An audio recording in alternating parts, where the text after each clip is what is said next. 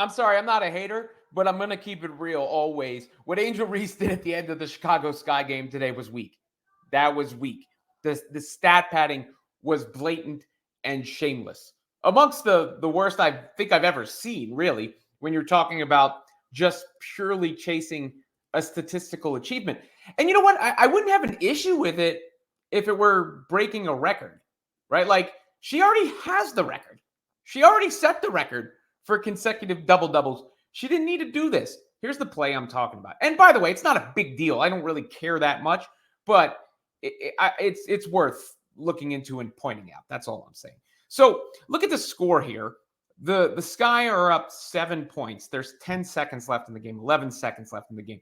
This is typically a situation where you're trying to just run the clock out if you're ahead in the game. You see Reese is asking for the ball. She's got both hands in the air asking for the ball. Like, give me the ball. Give me the ball. I know I got to get to 10 points. She gets it. Tina Charles winds up fouling her. Reese goes to the free throw line, gets another double-double, 14 consecutive double-doubles, which is impressive. By the way, her double-double streak is impressive.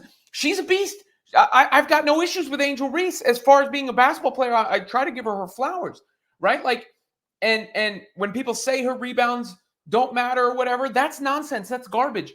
When people dispute the value she has, that's nonsense. That's garbage. She impacts winning in a huge way.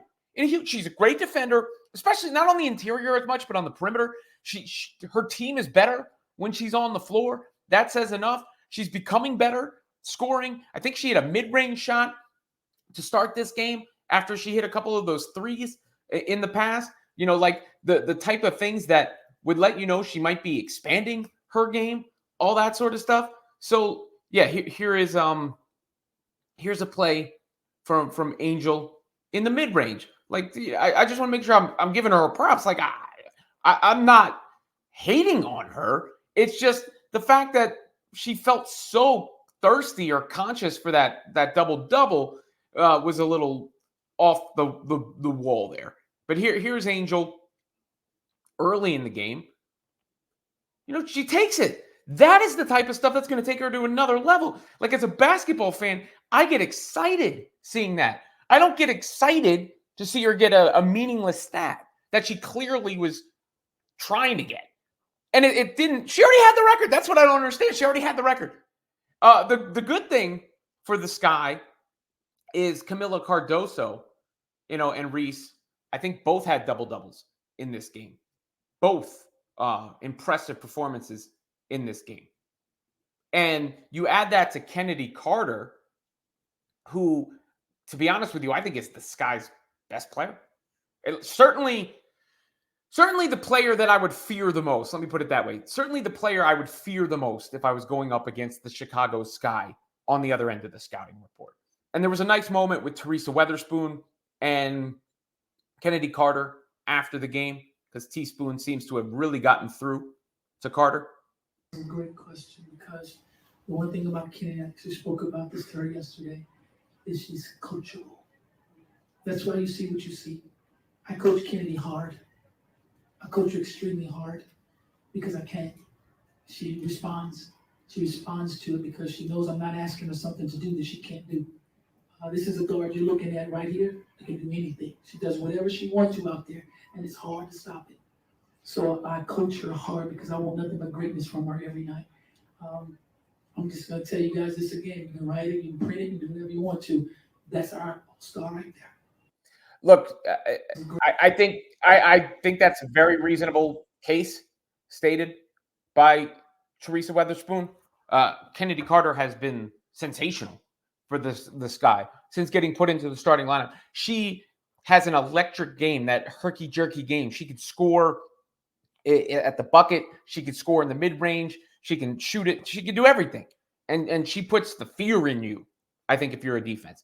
And when you take Chennedy Carter and you add her to Angel Reese and you add her to Camila Cardoso, there you have a trio that should be formidable for the Chicago Sky going forward.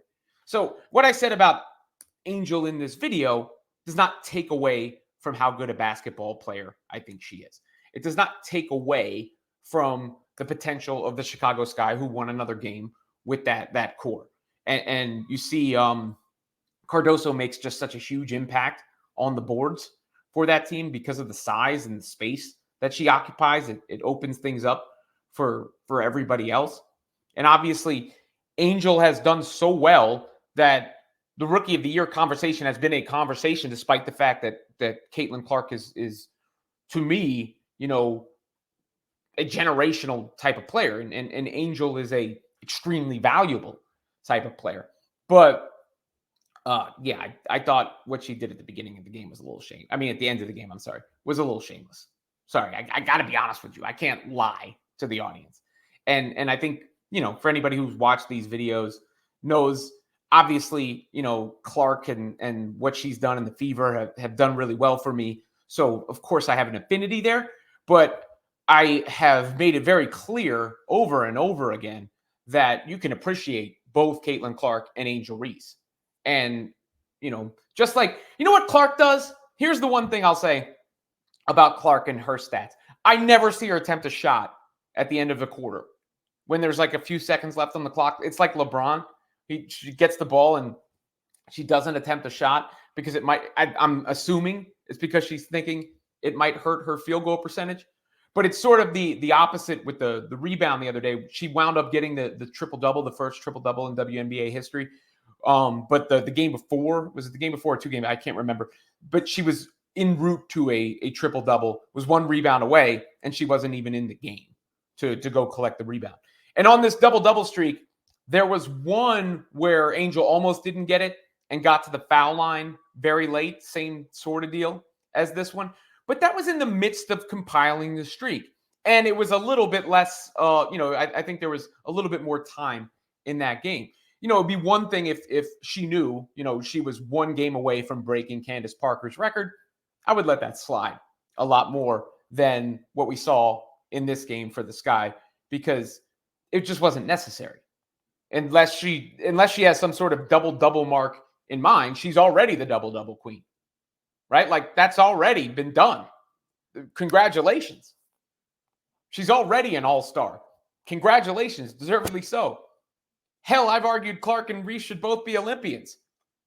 But I'm not going to celebrate the 14th straight double-double when anybody who watched that game saw the reason that double-double came to be. But they got to win. And shouts to Chennedy Carter.